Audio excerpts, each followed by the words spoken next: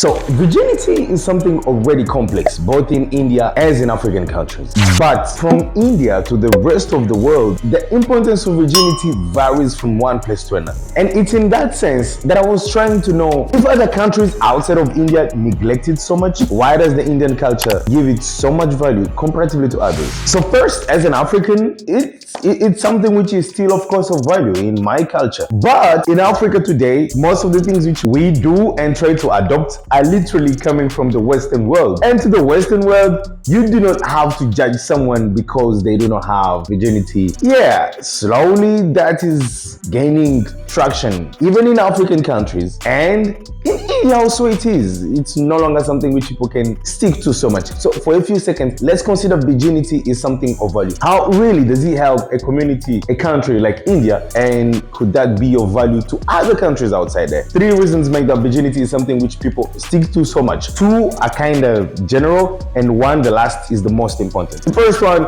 avoiding pregnancy before marriage, which is like, yeah, you're supposed to form a family when you're supposed to form it. Second, avoiding sexual transmitted disease, which is, yeah, you're supposed to remain in good health. And then the last one is to prove that you can be able to maintain yourself to be faithful to one person when it comes to marriage, if that marriage is monogamous, obviously. And which is the most important of all of them? In the reality of when we see how trying to train yourself to not fall for everything is something which working toward being virgin has more values in teaching on how to train yourself to be faithful to only one person when it's the right time, which in as much as the Western society might prove to us that it's okay, you need your freedom and do whatever thing you want. The reality is most of us as humans, we would want to be faithful to one person, and we would want one person to be faithful to only us as one individual. And this is one of the values which virginity before marriage